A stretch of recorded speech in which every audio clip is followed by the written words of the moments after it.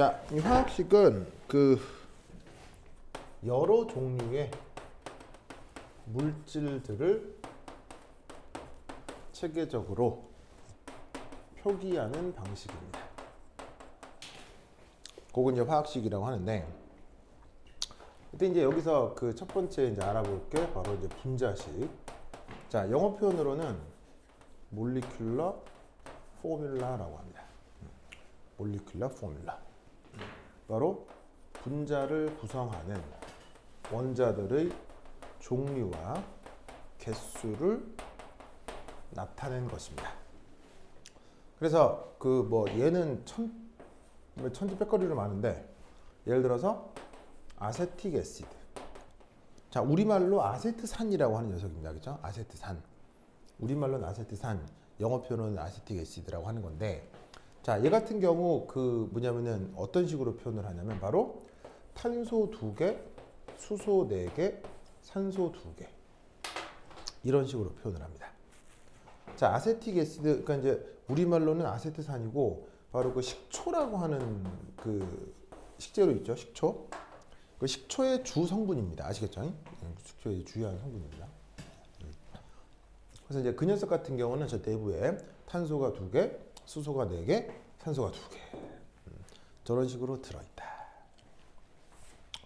그 다음 실험식. 자, 얘는 영어 표현으로 empirical formula라고 합니다. 자, 요 그 아세트산 얘기를 조금 더 하면, 혹시 여러분 그 이런 말 들어본 적 있어요?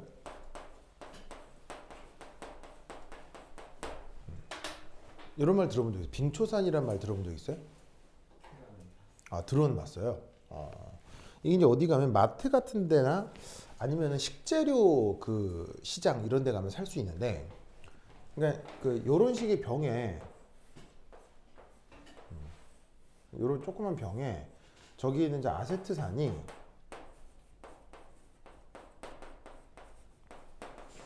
이게 99% 정도의 농도로 들어있는 녀석이 있어요. 굉장합니다. 엄청납니다. 그래서 제 같은 경우에 그 아세틱 애시드가 한 99% 정도로 되어 있는 그 화합물이 있는데, 그러니까 어떤 병이 있는데, 그 제가 이제 근데 우리가 평소에 먹는 식초 있잖아요. 우리가 평소에 먹는 식초는 한 5%, 10%, 뭐 요 정도밖에 안 돼. 10%도 너무 진하고요. 한 5% 정도 내외거든요. 되게 아세트산을 우리가 희석해서 먹는 거예요. 아시겠죠? 그래서 희석해서 먹어도 그렇게 시큼한 맛이 나는데, 그걸 이제 99%를 만들어 놨다. 무슨 말이겠죠? 예. 그럼 이제 얘를 어떻게 하면 이제 식초를 만들 수가 있냐면, 이걸 한 병을 사다가, 그럼 한 병이래봐 요만한 거지, 별로 크지도 않아요. 한 병을 사다가 그 전문 용어로 이런 말 알아요? 고무다라이. 현수 이런 말 알아요? 고무다라이? 뭐냐면 보통 그 빨간색 그 플라스틱 소재로 되어 있는 건데, 이게 좀 고무로 되어 있는 고무 재질의 대야가 있잖아요. 근데 그게 대빵 큰 게 있어요. 엄청나게 큰 게 있어요. 얼마나 큰 게 있냐면 이만한 게 있어요. 이만한 게. 이만한 사이즈가 있어요. 그래서 사람 들어가서 목욕할 수 있을 정도로 큰 사이즈가 있거든요. 거기다가 수돗물을 가득 채워요. 물 가득 채워요. 가득 채운 다음에 여기다가 이 한 병을 딱 넣으면 그게 바로 식초예요. 그게 식초예요. 무슨 말인지 알겠어요? 그러면 이때 어떻게 된다? 그 이 큰 물에 이거 하나가 딱 들어가도요, 그 물이 온팡 식초가 돼요. 무슨 말인지 알겠어요? 그래서 이제 요즘은 뭐 알 수도 있는데, 옛날에 이제 그 이제 식당 같은 데서 식초가 이제 대량으로 사용되잖아요. 예를 들면 뭐 중국집 같은 데서 식초 막 우리가 아무렇게나 막 확 뿌려 먹잖아요. 그러다 보니까 그런 식의 식당에서는 식초를 많이 쓰는데, 그 식초를 그렇게 싼 값으로 이렇게 이제 얻어냈던 게 바로 이제 이 아세틱 애시드라고요. 아시겠죠? 그래서 원래 식초는 되게 비싼 식재료예요. 왜 비싸냐면, 식초를 만들어내려면 뭐를 발효시켜야 돼요? 식초를 만들어내려면 곡물이나 과일을 발효시켜야 되죠. 즉 곡물이나 과일은 사람이 먹는 건데 먹는 걸 안 먹고 발효시켜서 만드는 거니까 이 식초라고 하는 거는 상당히 제작비가 많이 들어가요. 단가가 비싼 식재료라고요. 근데 그거를 그렇게 이제 전통적으로 식초를 만들어 가지고 그냥 그 뭐냐면 쓰면 너무 비싸기 때문에 이렇게 아세트산이라고 하는 걸 공장에서 합성을 해요. 그래서 합성을 한 저 아세트산을 이렇게 물에 타 가지고는 어떻게 이렇게 이제 식초라고 하는 거를 만들어 쓴다 이런 말이죠. 아시겠죠? 얘를 이제 내가 그 대학원 다닐 때 한번 쓸 일이 있었어요. 실험을 하기 위해서. 그래서 실험하기 위해서 이제 쟤를 쓰려고 쟤를 이제 뭐냐면 쟤를 이제 뚜껑을 이렇게 딱 열었는데 내가 이제 실험할 때 되게 조심하는 편이거든요. 되게 조심하는 편인데도 그날 진짜 그 방심을 했던 거예요. 그게 이제 지금도 잊혀지지가 않는데 원래는 실험하기 전에 이제 그게 뭐냐면 실험복도 입고 그다음에 보안경도 쓰고 장갑도 끼고 항상 그렇게 보호하고 해야 되는데 그날 그냥 아주 방심하고 아니 뭐 어차피 아세트산이잖아 우리가 먹을 수도 있는 거 하면서 그냥 맨손으로 딱 열었던 거예요. 맨손으로 그것도 특별한 그 아세트산도 아니고요. 진짜 마트 가면 살 수 있는 그 아세트산 있잖아요. 그걸 가지고 와서 내가 모르고 그냥 딱 여는 거예요. 딱 열면서 뚜껑에 살짝 묻어있던 아세트산 이 99%짜리가 살짝 흘러가지고 내 손에 싹 닿았어요. 그냥 우리가 먹을 수도 있는 식초잖아요. 근데 우리가 먹는 식초하고 농도가 다르죠. 그래서 어떻게 했냐면 그 식초가 딱 떨어지자마자 앗! 봤더니 화상이 무슨 말인지 알겠어요? 바로 그 담배빵 알죠? 담배빵. 담배불에 디는 거. 그 같은 충격이 고통이 오는 거예요. 오! 그럼 자 그럴 때면 바로 어떻게 해야 돼요? 네, 바로 수돗물을 틀어놓고 거기 계속 대고 있어야 되죠. 알겠죠? 그래서 물 틀어놓고 거기에 계속 대가지고는 상처가 없어질 때까지 계속 대고 있어야 된다고요. 그래가지고는 쭉 대고 있다 보니까는 이게 쫙 쉽게 내려갔을 거 아니에요. 그래서 아우 뜨끈뜨끈한 그 따가운 그 뭐냐면은 그 고통이 없어질 때쯤 딱 다시 봤더니 진짜로 화상 난 것처럼 이게 조그맣게 수포가 뽁 이렇게 생겼더라고요. 무슨 뜻인지 아시겠죠? 그렇죠? 네.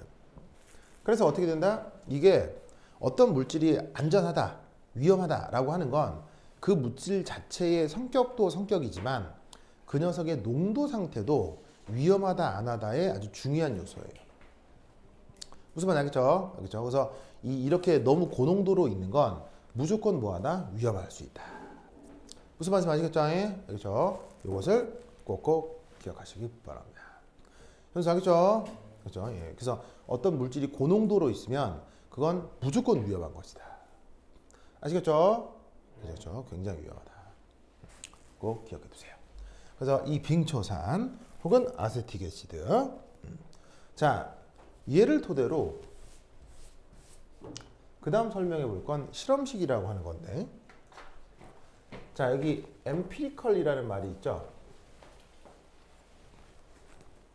보이죠? 자 우리말로 어떻게 번역을 하냐면 바로 실험적인, 경험적인 이런 식으로 번역을 합니다. 자 여기에 실험이라는 말도 있고 경험이라는 말도 있는데 뭐 궁극적으로 저 둘은 같은 거죠. 왜냐하면 인간이 하는 실험이라고 하는 거는 인간이 하는 경험의 한 종류죠. 그렇죠? 그래서 이 엠피리컬 포뮬러를 우리말로 이렇게 실험식으로 번역을 한 것입니다. 이 녀석이 이제 정의가 어떻게 되느냐? 바로 이겁니다. 분자 내에 존재하는 원자들의 최소 존재 비를 표현하는 것입니다. 요걸 실험식이다 라고 생각하시면 되겠어요. 자, 그래서 역시나 앞서 예를 들었던 아세트산에 대해서는 자, 2개, 4개, 2개였죠. 그럼 2개, 4개, 2개면 최소 존재비가 몇 대 몇 대 몇이겠어요? 1대 2대 1이겠죠. 그래서 어떻게 되냐면 아세틱 애시드는 바로 실험식이 CH2O가 되는 거예요. 아시겠죠? 저런 식으로 표기하는 걸 실험식이라 한다 이런 말이죠. 아시겠죠? 자 그런데 이 실험식을 어떻게 또 많이 표기하기도 하냐면요. 이렇게 표기하기도 해요.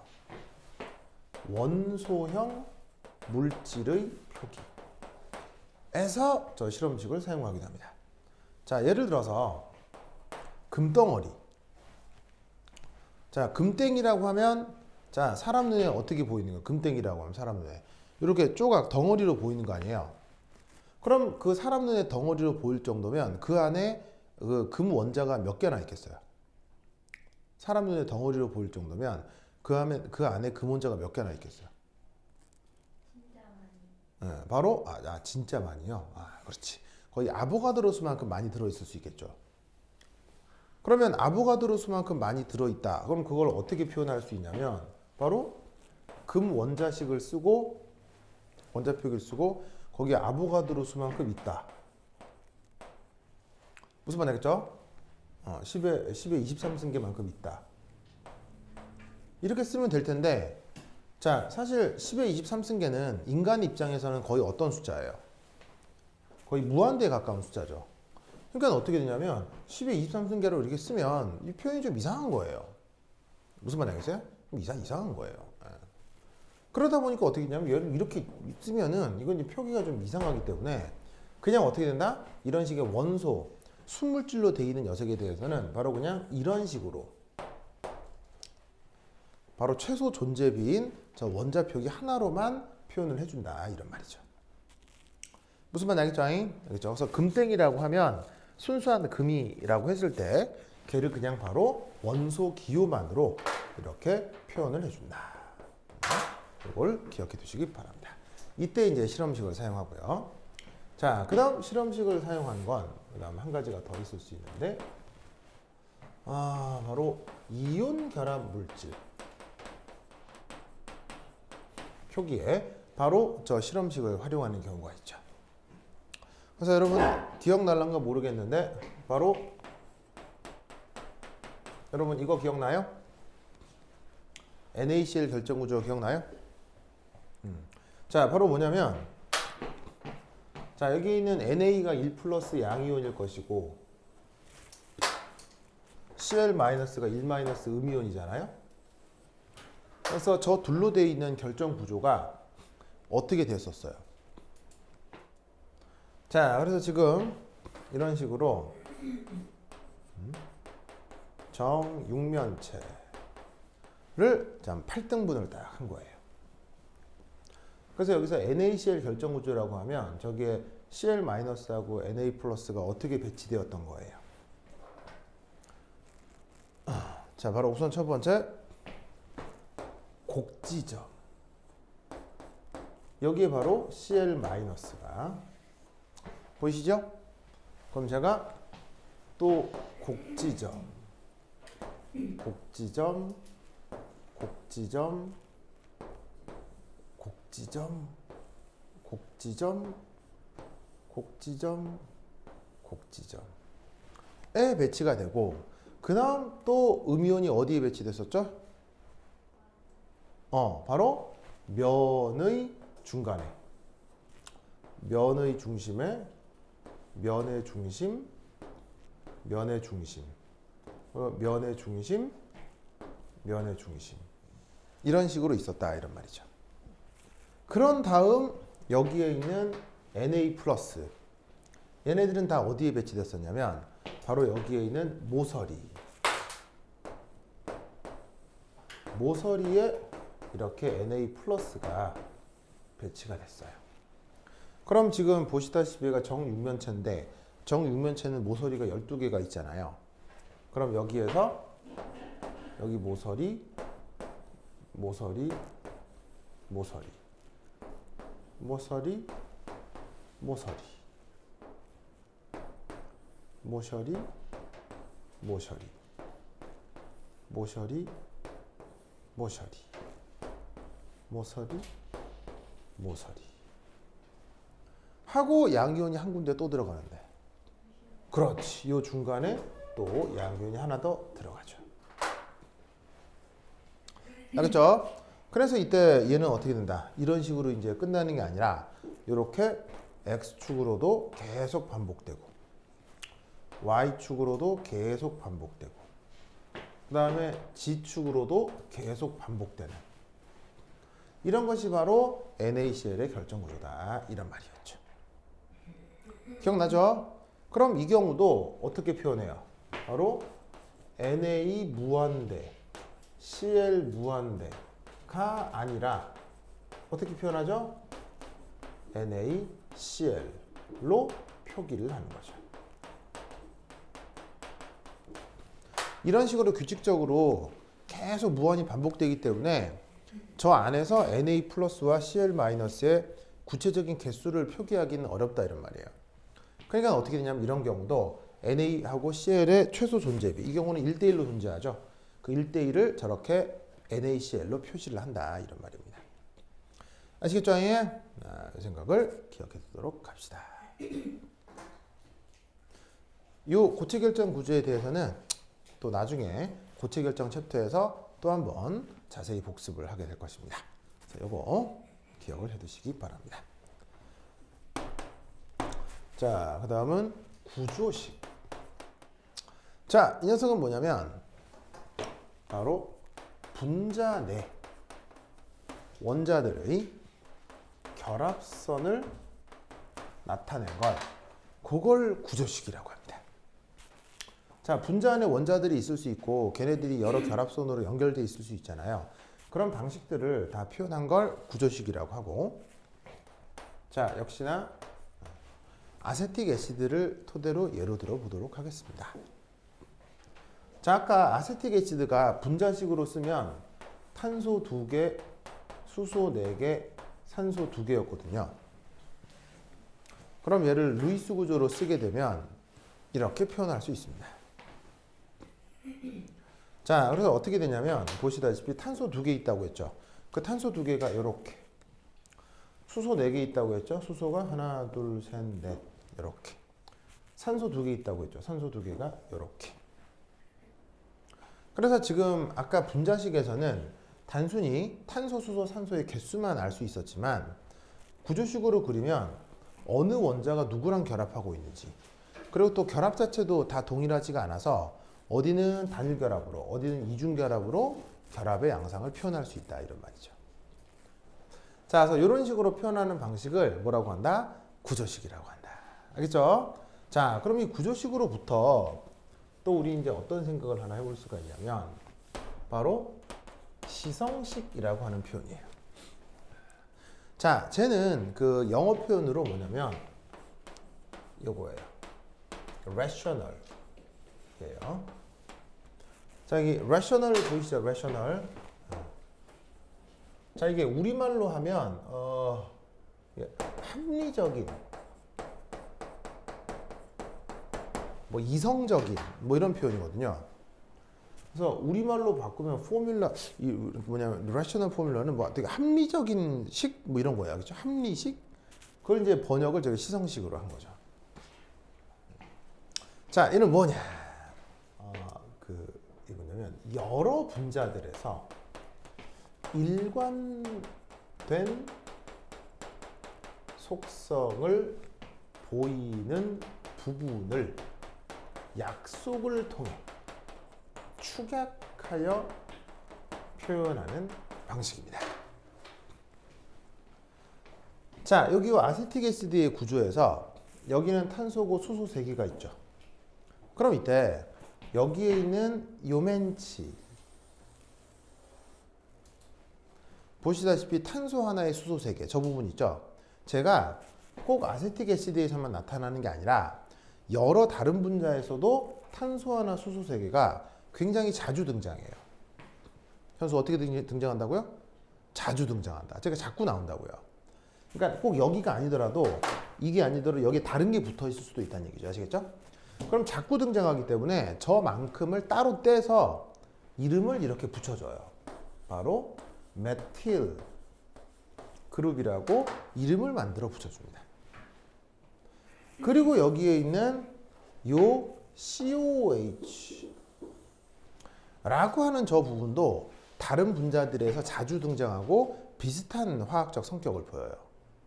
그래서 이렇게 탄소 하나에 수소가 이중결합으로 결합되고 또 OH가 붙어 있는 이 단위를 이름을 이렇게 또 불러줘요. 카르 복실릭 애시드라고 이렇게 이름을 만들어 붙여줍니다. 그래서 저만큼을 뭐라고 카르복실릭 애시드라고 하고 요만큼은 메틸 그룹이라고 한다. 뭐야 저기 현택 잘 안 보여요? 그 파란 색깔 아, 그래서 어떻게 쓰냐면 자, 그래서 쟤를 역시나 저 아세트산의 경우 이렇게 축약에 쓰는데 요만큼을 메틸 그룹이라고 한다고요. 근데 보이죠? 네. 그래서 탄소 하나에 수소 세 개를 저렇게 메틸 그룹이라고 하고 CH3로 줄여 쓴다 이런 말이에요. 그리고 여기에 있는 이 카르복실릭 애시드 그룹은 바로 이렇게 COH로 줄여 쓰는 거예요. 아시겠죠? 그래서 이런 식의 표현을 rational formula, 시성식이라고 합니다. 그럼 보시다시피 여기에 있는 구조식 많은 정보들을 포함하고 있지만 아무래도 표기할 때 좀 뭐한 단점이 있겠어요? 귀찮죠. 귀찮죠. 반면에 여기에 있는 이 C2H4O2는 어떤 단점이 있어요? 구조를 몰라. 너무 정보가 없죠. 그 두 개를 절충해서 표현한 거다라고 생각하면 되는 거예요. 알겠죠? 아시겠죠? 그래서 이제 이런 방식을 시성식이라고 하는데 다만 이건 알아먹으려면 화학적인 교육이 되어 있어야 되겠죠. 그래서 이제 어떤 그 화학적인 교육이 돼 있어야 저런 시성식 표현을 할 수 있게 된다. 알겠죠? 알겠죠? 그 생각을 꼭 기억해 두시기 바랍니다. 오케이, 됐다. 자, 24페이지에 거기 그림 1번이라고 하는 게 있을 거예요. 찾았어요? 24페이지 그림 1.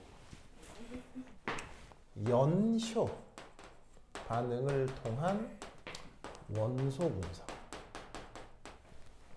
자, 이때 여기에 연소라는 말이 있는데 불 지르는 거죠. 그 연소라고 하는 이렇게 불이 활활 나는 상황은 어떤 물질이 화학적으로 봤을 때 누구랑 반응하는 겁니까? 그렇지. 어떤 물질이 산소와 반응하는 과정을 우리가 그걸 연소라고 하는 거죠. 알겠죠? 그럼 저 연소를 영어로 뭐라고 해요? combustion이라고 합니다. 거기에 있는 그림 2를 이제 좀 설명을 좀 할 텐데, 자, 이런 일이 벌어집니다. 자, 여기 어떤 분석을 해야 되는 샘플이 있습니다. 그래서 샘플에 어떤 원소들이 포함되어 있냐면, 예를 들어 탄소, 슈쇼, 그리고 샨쇼, 이런 것들이 섞여 있는 어떤 샘플이라고 해보자 이런 말이지. 현시 오케이? 자, 요 놈이 요렇게 어떤 그릇으로 이렇게 감싸져 있는데, 요 놈의 그릇은 그 연소를 도울 수 있는 보통 구리 같은 것들이 주변 물질들의 연소를 좀 도와줄 수 있거든요. 그래서 이제 구리 등으로 되어 있는 케이스로 저걸 감싸 놓은 거예요. 자, 그래서 이렇게 샘플을 어떤 그릇에 담아 두고 여기다가 이압하고 O2 가스 얘를 과량 계속 집어넣습니다. 계속 집어넣습니다. 그럼 아시다시피 산소 기체가 많은 조건에서는 현수야 잘 타요, 안 타요? 잘 타죠. 그래서 저 산소를 계속 불어넣어 주면서 여 밑에서 불을 뗍니다. 그것 또한 1000도 이상으로. 그래서 산소 기체가 과량 들어오는 상태에서 1000도 이상으로 계속 불을 떼고 있기 때문에 여기선 무슨 일이 벌어진다? 바로 완전 연소 반응이 이루어진다 이런 말이지. 자, 그럼 이때 여기에서 요 성분들이 완전 기화하여 요 그릇을 빠져나오는 거예요. 그럼 이 완전 기화한 성분이 누구냐면 바로 여기에 있는 요 탄소는 CO2로 여기에 있는 수소는 H2O로 이런 식으로다가 완전 기화하여 생성물이 만들어진다 이런 말이지. 그것이 저기서 홀랑 다 타버려 가지고 기체 상태로 저 그릇을 빠져나오게 된다. 그래서 알겠죠? 자, 그러면 그 다음 어떤 일이 벌어지느냐? 그 다음에 어떤 그릇을 세팅하느냐?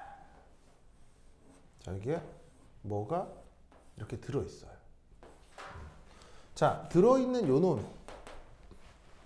자, 이놈이 누구냐면 바로 MgClO4-2라고 하는 물질입니다.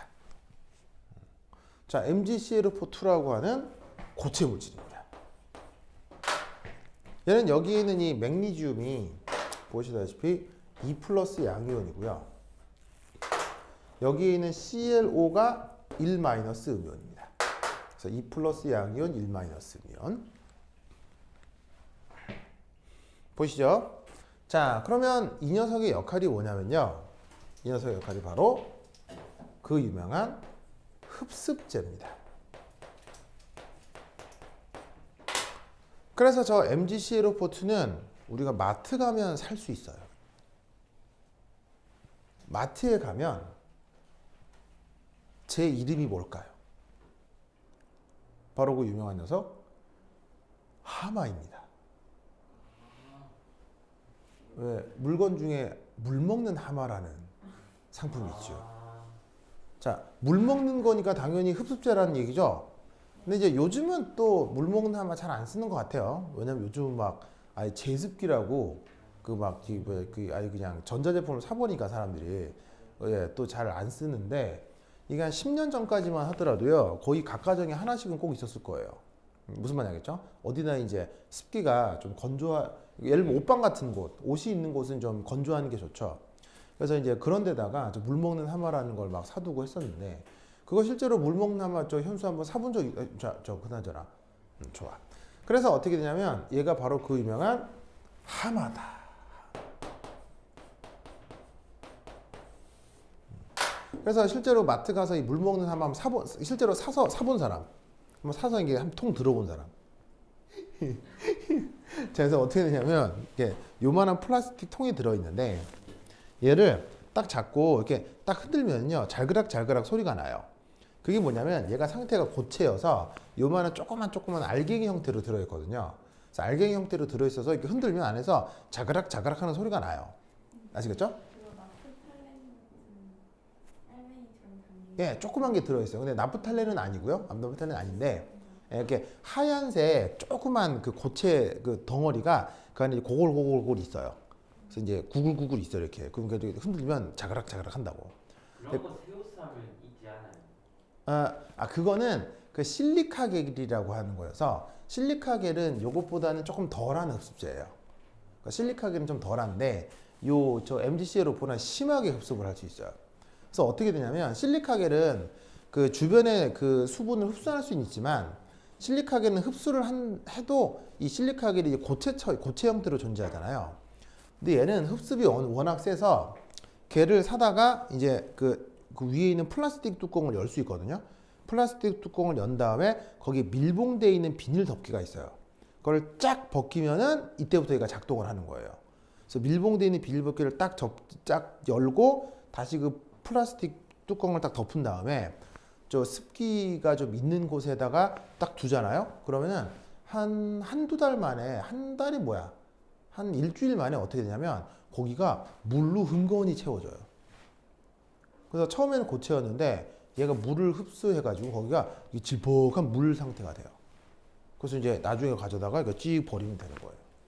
무슨 말 알겠죠? 알겠죠? 네. 그래서 그렇게 사용하는 녀석이다. 아시겠죠? 그러니까 얘가 흡습제이기 때문에 여기에서 CO2하고 H2O가 앞에서 완전 연소해서 오죠. CO2는 이 탄소에서부터 온 걸 거고요. H2O는 요 수소에서부터 온 걸 거예요. 그럼 여기에서는 어떻게 된다? 여기서의 요 H2O가 여기에서 트랩 여기서 딱 잡히는 거예요. 딱 잡힌다. 현수 트랩이란 말은 알아? 트랩이 뭐야?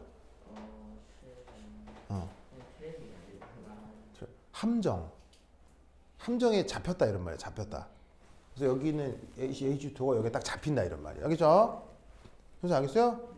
그래. 됐다. 자, 그러면 이제 여기를 빠져나가는 기체는 이제 누구겠어요? 여기 이제 빠져나가는 기체는 어떻게 되겠습니까? 저기에 있는 CO2가 이제 여기를 빠져나가겠죠. 아시겠죠? 그래서 처음에는 수증기하고 이산화탄소 기체가 다 있다가 이 첫 번째 하마통에서 H2가 흡수가 되고 그 다음 CO2만 이 그릇을 빠져나가는 거예요. 자, 그 다음 여기에 또 어떤 그 상자를 이 CO2가 통과하게 만듭니다. 자, 그럼 이쪽 통에 들어있는 게 누구냐? 바로 NaOH입니다. 우리말 번역으로다가 뭐? 슈시아나나트륨. 아시겠죠? 슈시아나나트륨. 자, 그래서 얘는 뭐를 흡수한다? 여기에 있는 CO2를 흡수합니다. 그래서 어떤 이유 때문에 이 자리에 CO2가 여기에 또 트랩됩니다.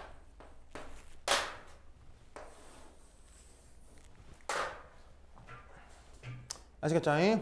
자, 그럼 이 경우 어떤 이유 때문에 CO2가 트랩이 되냐면 이것 때문이에요. 그러면 저기서 바로 NaOH에 의한 CO2 가스의 흡수. 자, NaOH가 저 CO2를 어떻게 흡수하느냐? 이렇게 흡수를 합니다. 자, 저 육안으로 보이는 NaOH는 기본적으로 고체 상태입니다.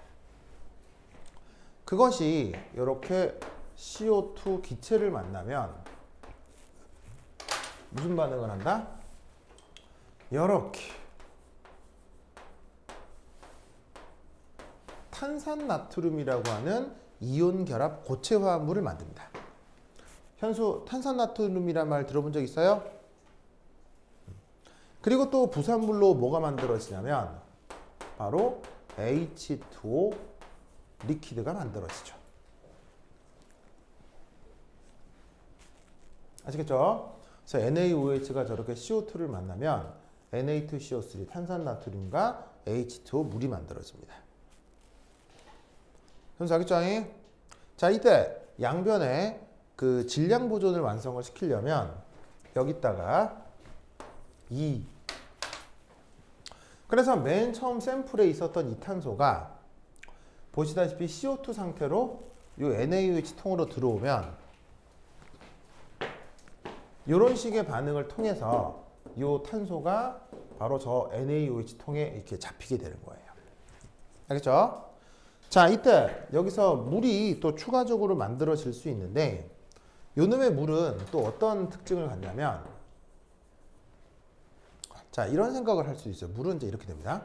자, 물이 만들어진 다음에 얘는 다시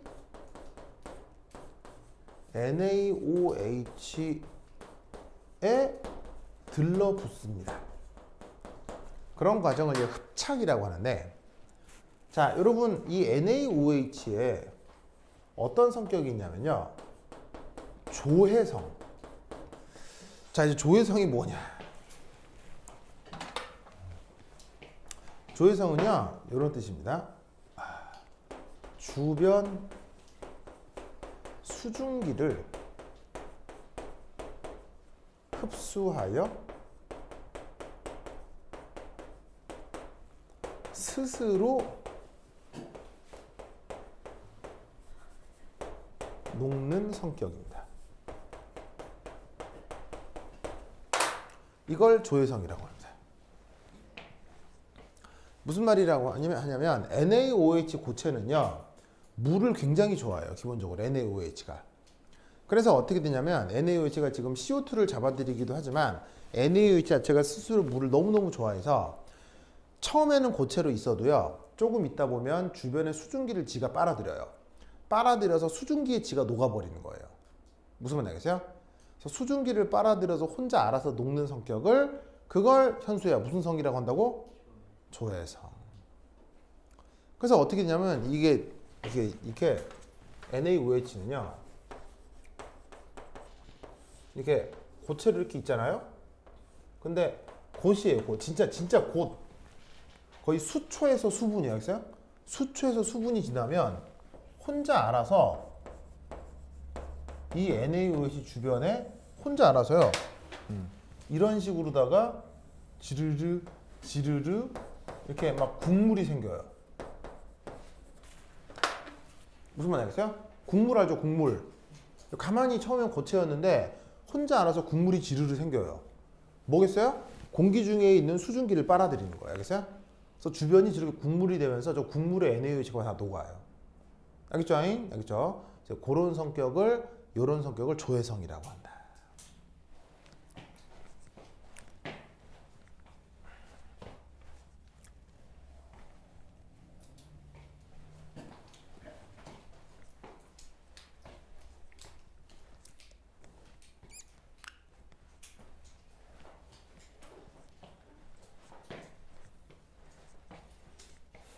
오케이, 됐다. 그럼 결국 원래 샘플에 있었던 탄소, 수소, 산소가 여기서 H2O의 형태로 여기 있는 CO2의 형태로 잡힐 테니까 이 통의 질량은 전체적으로 늘어나겠어요? 줄어들겠어요? 갑자기 늘어나겠죠? 이 잡힌 만큼. 이쪽도 질량이 늘어나겠어요? 줄어들겠어요? 늘어나겠죠? 누구만큼? 이 잡힌 만큼. 그 질량을 분석하면 원래 이 안에 탄소하고 수소가 얼마씩 있었는지를 실험적으로 알아낼 수 있다 이런 말이에요. 현수 알겠죠? 그렇죠? 그런 식의 실험 테크닉이다. 알겠죠? 알겠죠? 그거 잘 기억해 두시기 바랍니다. 자, 이때 두 번째 저기에 있는 MgClO4-2와 NaOH를 서로 바꾸어 달지 않습니다.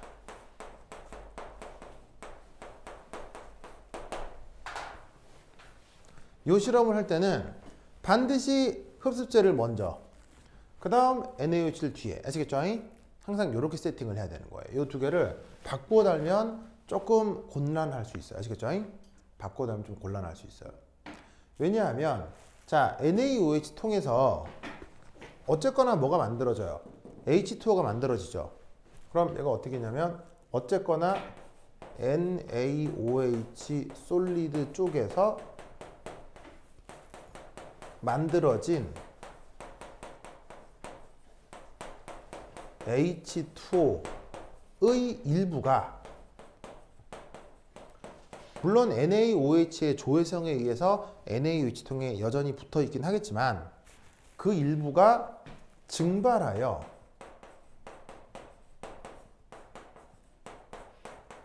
MgClO4-2 쪽에 잡혀 들어갈 수가 있는 거예요.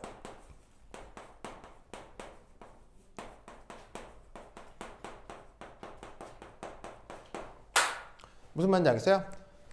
자, 여기서 잡혀야 되는 H2O는 샘플에 있는 수소로부터 만들어지는 물이 여기서 잡혀야 되는데 이걸 바꾸어 달면 여기에서 뭐가 만들어져요? CO2와 동시에 관계없는 H2O가 만들어지거든요.